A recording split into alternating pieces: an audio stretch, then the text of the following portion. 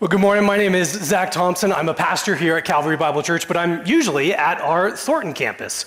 But it's always a joy to get to travel to our other campuses for a variety of reasons, one of which is it's so easy when we focus in on the place where God has us, which is good, we should be there, that we get a smaller picture of what God is doing than is actually what is happening.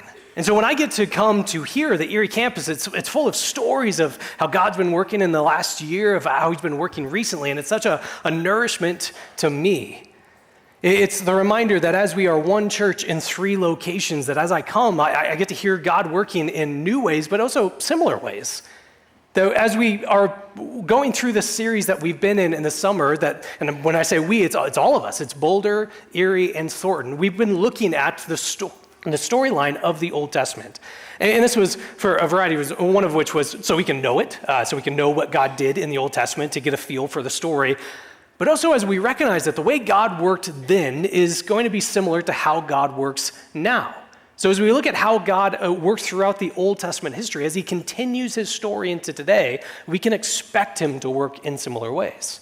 And so with that, as we see people respond to him with faith in the Old Testament, that helps to give us encouragement, an example to live by faith as well.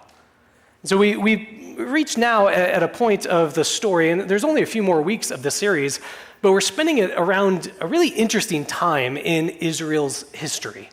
This is coming off of God has been making promises and guiding his people all throughout this time. He says that he's going to set up a people for himself, this nation of Israel, but it's not just going to be for their own sake, but through them, all of the nations of the world would be blessed. That was a promise he made all the way back to Abraham.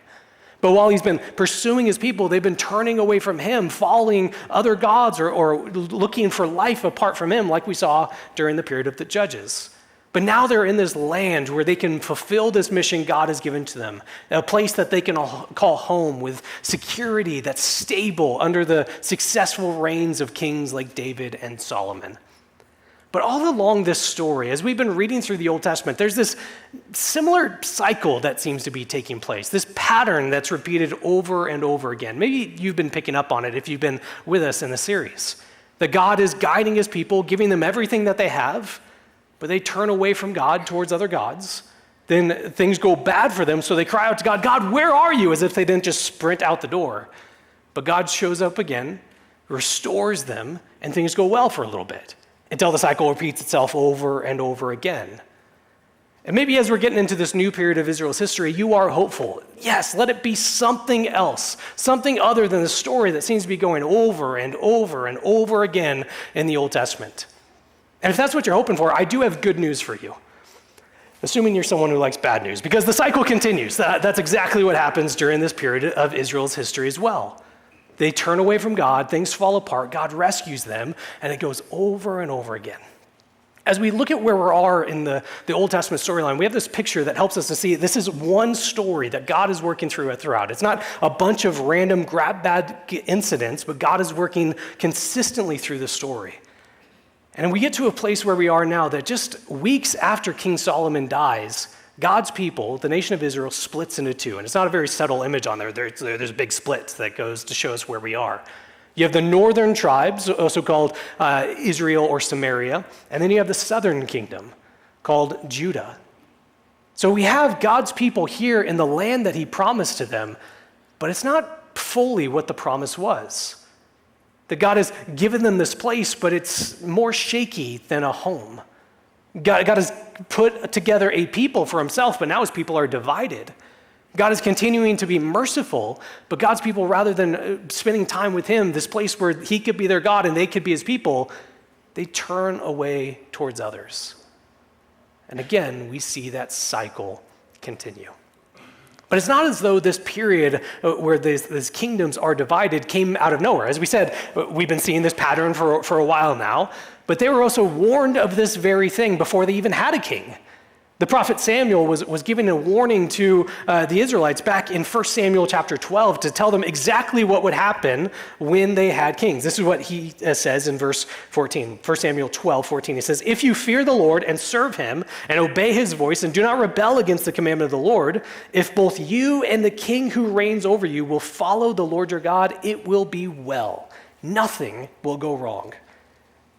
But If you will not obey the voice of the Lord, but rebel against the commandment of the Lord, then the hand of the Lord will be against you and your king. Before they even had a king, there was this warning that was given to them. If your kings will be faithful, then you will live in this land in perfect relationship with God forever. But if you have these faithless kings, if they rebel against God, then things will continue in this cycle. And the sad reality is, if you track through this period of the divided kingdom, you look at the kings in the north, in Samaria and in Israel, not a single one was faithful to God. All of them turned away. And so we have that second part to be true. Things did not go well in Samaria. For the southern kingdom, for Judah, things went a little bit better. A little bit less than half of the kings were faithful to God. Instead, all along this time, we see people turning away from God. We see false temples erected. We see idols being worshiped. We see some moments where God's people are doing really well. And we also have some of the most horrific and awful stories in the entire Bible during this period. Not only is this tragic, not only is it heartbreaking to see God's people once again be predominantly faithless, we see Israel is missing out on the entire purpose that God had assembled them as a people. The entire reason why God had given them this land, this home that was to be theirs, it wasn't merely for their sake. Through them, they were supposed to be a light to the nations. But this period of the divided kingdom is one where they just begin to look more and more like the nations. But the part of the cycle is found in this section as well. While God's people are turning away, we again see God be faithful and pursue his people. The primary way that he cares and calls back his people is through the raising up of prophets.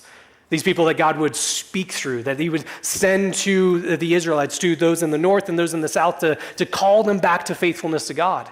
These people who would go to the kings and remind them, if you obey God, things will go well, to call them back and leading the people to this God. Today we're going to focus on one of those prophets that I think helps us to see this period of Israel's history well. And it's a prophet named Elisha. We really need to emphasize that accent on that second part. Otherwise, we could be talking about a different guy. Elisha, not Elijah.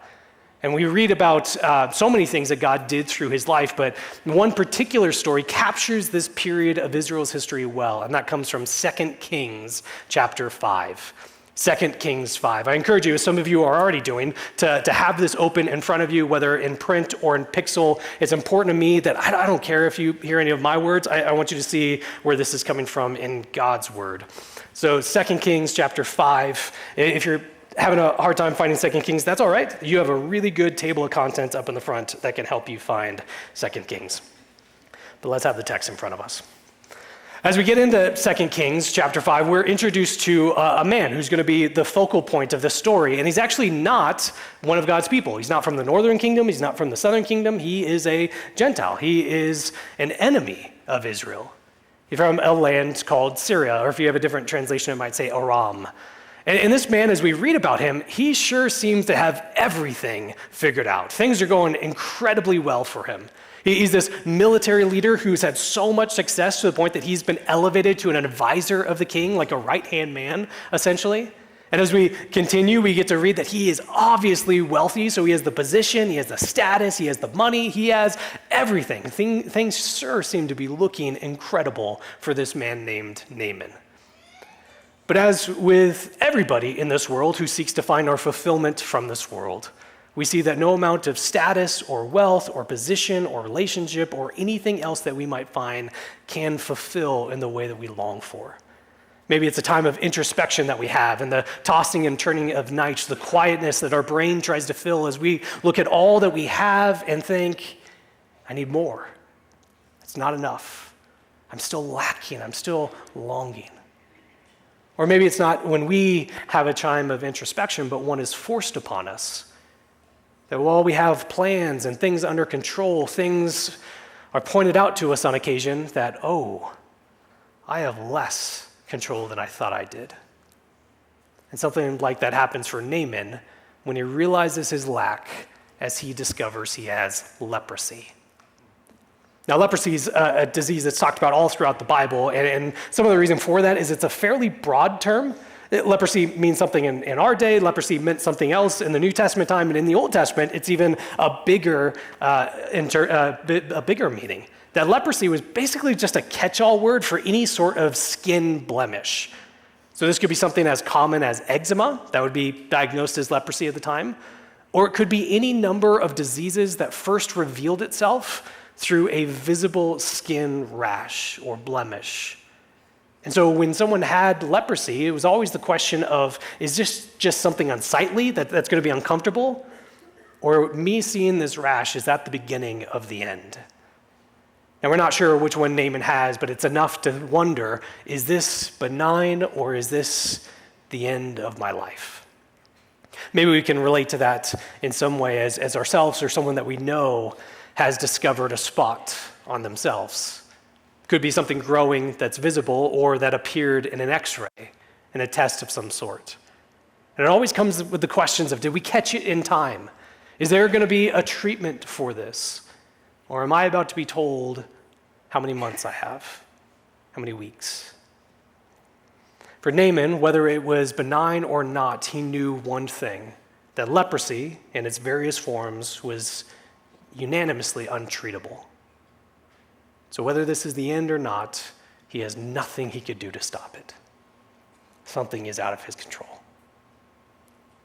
That is until the unlikely news comes from the even more unlikely source. As we said, Naaman was this military commander, so one of the things he would do is he would go out and lead raids against his enemies. And one of those enemies was Israel. And as he went out there and he led this raids, they captured plunder, and that included a little girl who he brought back, turned into a slave, and made the servant of his wife. And when this girl hears that Naaman has leprosy, there's no dancing with joy. There's no celebration. There's no, yes, he got his. This is what he gets for taking me away from home.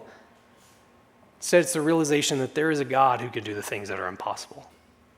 There's a God who can bring treatment for all that's untreatable. There is a God who can do things that no one else can anticipate. And there is a God in Israel. This is what we read in 2 Kings 5, verse 3. It says, she, the servant girl, said to her mistress, would that my Lord, would that Naaman were with the prophet that's in Samaria. He would cure him of his leprosy. Now, if there's anything that shows the desperation of Naaman is that he seizes this opportunity right at the beginning. He goes to pursue this form of a cure. I mean, he could have easily said, so what if there's a God in Samaria? I have beaten Samaria. So what if there's a prophet that's there? I've shown our superiority over them. What could he possibly do for me? No, he hears that there's a chance at a cure, and so he snaps at it. So he goes and gets permission from his king to go into Samaria to find healing. And while he does, he brings with him, the technical term is a lot of money. And I mean a lot of money, like a tremendous amount of wealth, because that's what you're supposed to do, right? If there's someone who can give him healing, if there's some God who can do this task for him, if there's some prophet that's there, well, he's going to do whatever it takes to show that he deserves this healing, to demonstrate his worthiness. Name your price. It is not a problem. I will be healed. So he goes to the king of Samaria because that's what you're supposed to do, right? If there's this powerful prophet, surely he's going to be employed by the king. That's what he'll want to be close to his God. He'll want to be close to this one who speaks on behalf of his God, or at least have the appearance of that to the people. But when he shows up to the king of Samaria, this king clearly has no expectation of God to show up. No expectation for God to work in his life. No expectation of God to be there at all. Not only is the prophet not in his employ, he is not considering the God of the Bible at all. In fact, he thinks this whole thing is a setup for him. Naaman comes with this letter for the king saying, please heal my advisor, Naaman, and he thinks it's a test. Heal Naaman, otherwise you're going to start having some problems with Syria. And so since it all falls on him, it all rests on his power, the only expectation that he has is what he could do with his might, his power, his position. He sees that this is hopeless. He cries out, what am I, God? Am I able to do this? And in his anguish, he tears his clothes. This was a Jewish practice that was common at the time. In these moments of grief or mourning or despair, that people would tear their clothes as this sign of contrition. And it actually happens all the time in this period of the divided kingdom. You hear about it a lot in those few faithful kings of the southern kingdom, where they would come to a point of realization of seeing how far gone they have become. When they see how far removed they are from their God, when they see the acts of child sacrifice and worshiping these false gods around them, and they're just, grief overwhelms them that they tear their clothes. Happens time and time again in this story.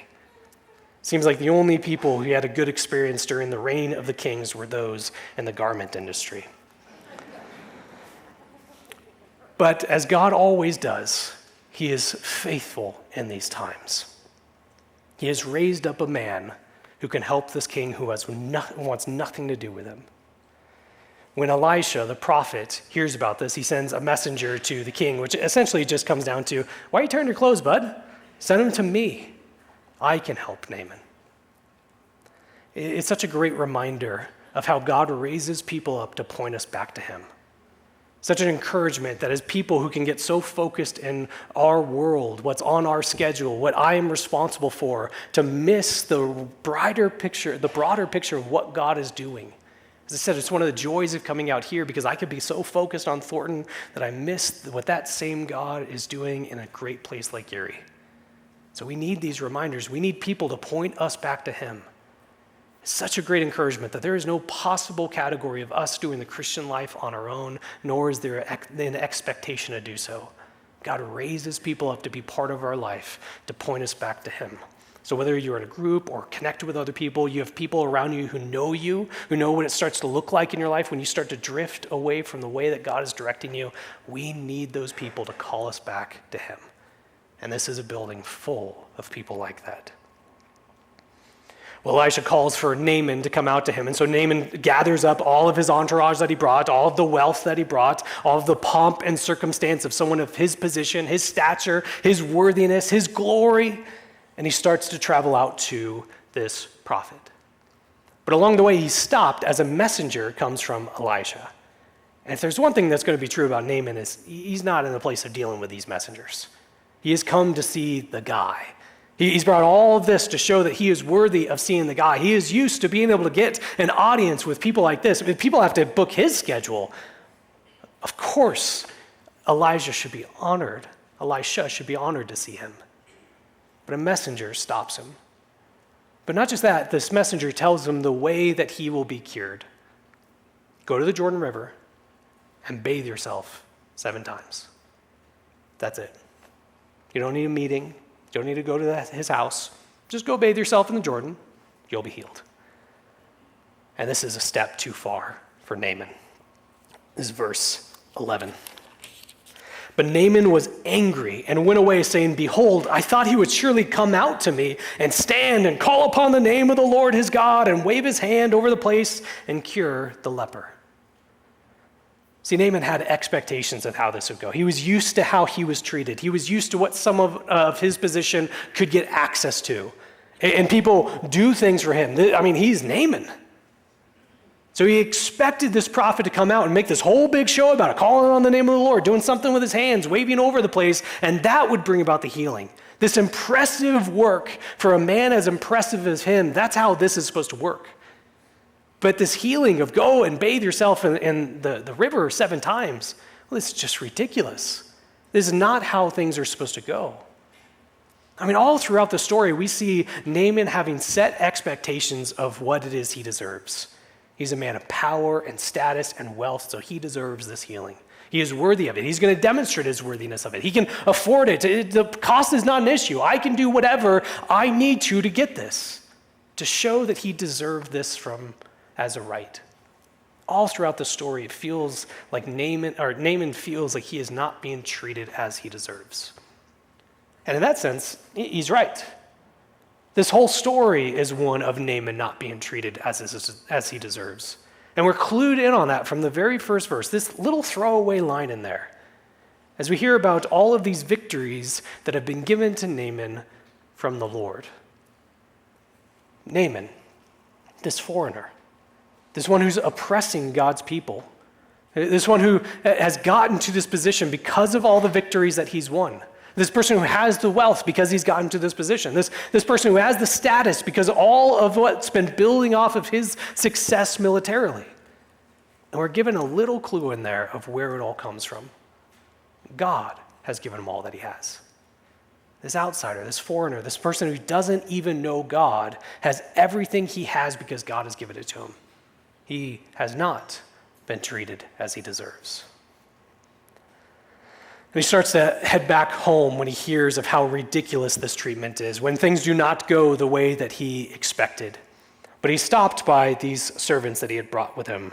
Verse 13 says, but his servants came near and said to him, my father, it is a great word the prophet has spoken to you. Will you not do it? As he actually said to you, wash and be clean.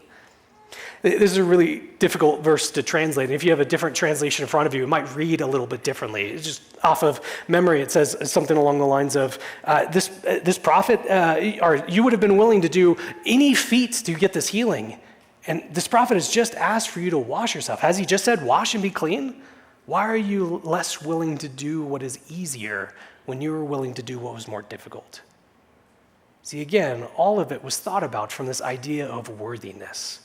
I will demonstrate that I deserve to be healed. You ask any feat of me, I will do it. Any task, nothing's too great. I will prove to you that I am worthy, that I deserve to be healed in this way. You want me to slay a dragon? I'll do it.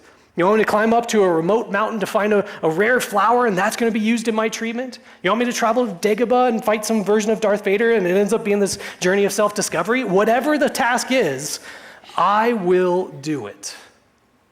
I will prove that I deserve this. And these servants said to him, you're willing to do these hard things. So why not do this easier thing to wash and be cleaned? So he goes to the Jordan River with this assembly and he dunks himself, bathes himself 1, 2, 3 times, has everyone there watching him. It's got to be really uncomfortable. 4, 5, 6. I mean, this is ridiculous. This isn't going to work. 7th time. And his flesh was restored like the flesh of a little child. And he was clean. Naaman did not get what he deserved this day. He had set expectations of what this was going to look like. And this task to go and bathe himself in the Jordan River 7 times, that's ridiculous. And it is ridiculous. That's the point. I mean, he even says earlier, like, we have better waters back home. And yeah, I've been to the Jordan. I don't doubt it. But also, many people would have been bathing in this water. But there were lepers in Israel. See, the point was not the water. The point was not Naaman's worthiness. The point was not even that Elijah had sent word that this was going to work. The point was to see that there is a God who does not treat people as they deserve. And when Naaman came out of the water that 7th time, he knew exactly that. Because he travels back to see Elijah. I say back to, he never saw him the first time. He travels to see Elijah for the first time. And as he does so, he doesn't come up to him and say, you did it, I'm healed. He doesn't push his sleeve back and see the spot's gone. He doesn't exclaim about how incredible it is. But the one thing that we know about Naaman, the one thing that's been clear about him throughout this entire story is he will stop at no lengths to be healed. That is his one and only focus in the story. His entire journey into enemy territory is so he could be healed. The entire walking of this entourage, bringing all of his wealth, bringing all of this pomp and circumstance throughout this area with him, traveling constantly to go to all these places, is because he's going to whatever lengths to show I am worthy of being healed. But when he is finally healed, he says nothing about it. Doesn't bring it up once. Instead, he notices something greater. This is verse 15. And he returned to the man of God, he and all his company, and he came and stood before him, and he said, behold, I know that there is no God in all the earth but in Israel. So accept now a present from your servant. And he said, this Elisha said, as the Lord lives and before whom I stand, I will receive one. I want you to still know, this is not something you could buy. It's not something that you could prove you deserved. It is a free gift given. He urged him to take it, but he refused. See, Naaman comes into enemy territory looking for a healing, but as he does so, he discovers something even greater. And why is that?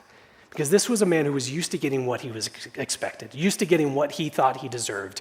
And yet, as he gets this healing that he had nothing to contribute to, nothing to earn, nothing to deserve, nothing to make happen, that makes no sense, is completely illogical. When he receives a healing like that, he knows for certain that it's because there's a God who doesn't treat people as they deserve.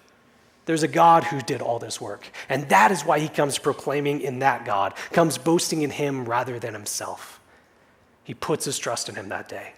As we read on in the story, it turns out that's going to come out of the cost. Part of his job is helping his king worship these false gods, and says, I don't know how I'm going to do this while having this part of my job, but he's seeking to be faithful.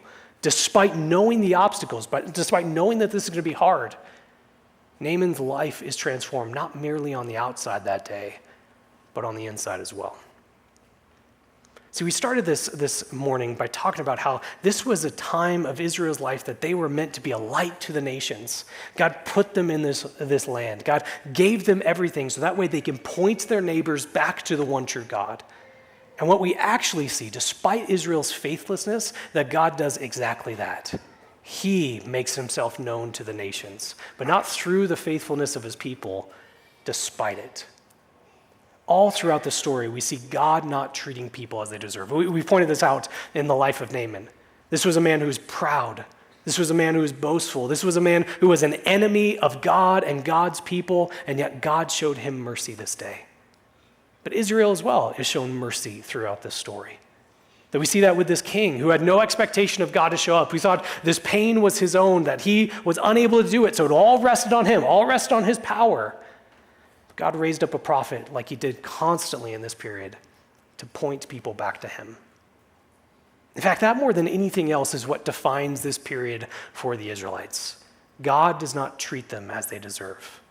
As they constantly rebel against him, as they constantly cry out to God when things get hard, God continued to be faithful. In fact, just a few chapters after the story of Naaman, in chapter 8, we have this repeated phrase, this verse that shows up time and time again, or with the exact wording or something similar to it, to speak of how God is not treating his people as they deserve. 2 Kings 8:19 says, "Yet the Lord was not willing to destroy Judah for the sake of David his servant, since he promised to give a lamp to him and to his sons forever," a path, a future, a guidance that he was leading them down. See, despite Israel and Judah constantly turning away from God, it'd be easy to think, well, God's just going to cut them off. God's just going to go down plan B. God's just going to do something else. They are not deserving of his faithfulness because they continue to rebel. But God had made promises to his people, so he will keep them even if they will not. God made promises to protect and guide his people, so he will do that even as they turn towards other things and other gods as a place of fulfillment. God promised to be merciful, so he continues to do that even though what Israel deserves is to be cut off.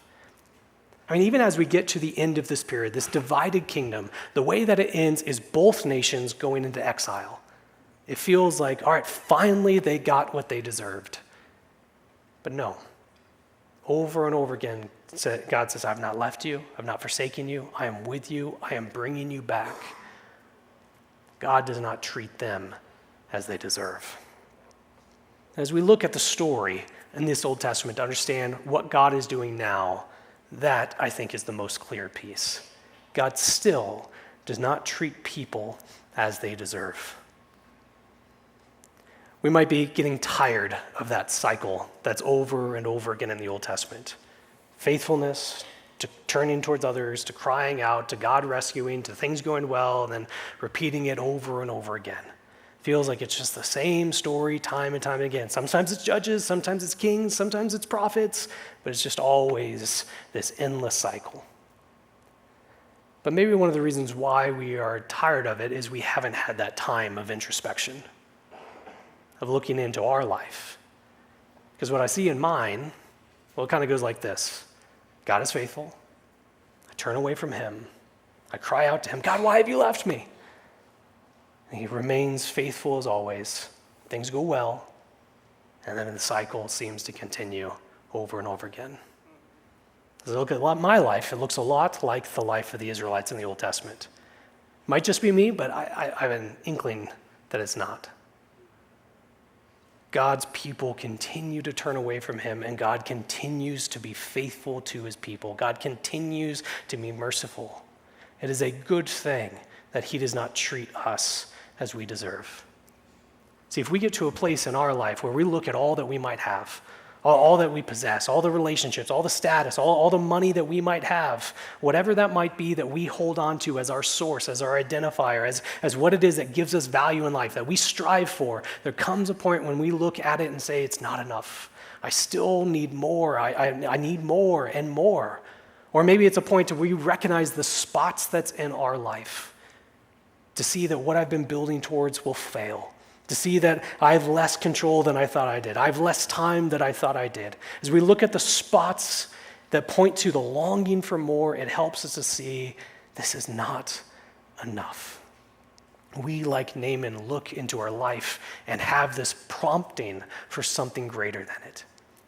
And in fact, as we look at the way Naaman was saved, it makes me think of the way that we have been saved. As he was rescued from his spot, we see how God rescues us from more than was just a spot. 2 Corinthians 5:21 says, "For our sake, he, God, made him, Jesus, made Jesus to be sin, made Jesus to be considered as if he sinned, as if he had done all that we had done, if he was the one on this endless cycle rather than us. Made Jesus to be counted as if he was sin, despite the fact he knew no sin. He was perfect in every way. He was flawless, so that in him we might become the righteousness of God." See, God here treats Jesus as he does not deserve. Jesus, who is perfect in every way, is considered as if he is us. He is treated as responsible for our sins. He takes that from us as he is faithful all the way to the cross, pursues us by coming to this world and dying a death that he did not deserve so that he can remove this spot, remove this blemish, take this away from us. But that's not where it ends. It's not as though he gives us a fresh slate, a new start, like, all right, let's see how they do, time 2, second chance, because we know how the cycle goes. We know how it will go if we are left to our own devices again. So it's not as though he takes what is from us, but gives us, it says, the righteousness of God. Gives us his perfection. Counts it as though we were the faithful ones and not on this ever-ending roller coaster. This is the ultimate picture of not being treated as we deserved, as God himself comes into this world to pay this price that we could not possibly do. The saving that does not come because of our status, that has nothing to do with our position to move God to act, that there's no great deed or feat that we have to do because the greatest of deeds has already been done for us. And the saving of Naaman that comes at such an easier place. You were willing to do the more difficult things. Why not do this easier thing? Well, our saving is even easier than this, as there's even less that we have to do. There's no dunking ourselves in the river. There's no traveling that we need to do. There's no voyage that we need to take. There's no worthiness we need to demonstrate because of the word of Jesus, you and I have already been made clean. We've been washed, made whole, complete, perfectly without blemish. None of us have gotten this from what we could have produced or earned, but we have a God who looks down on us and sees our spots, our lack, our longing, our failures, our insecurities, and does not treat us as we deserve. Let me pray for us.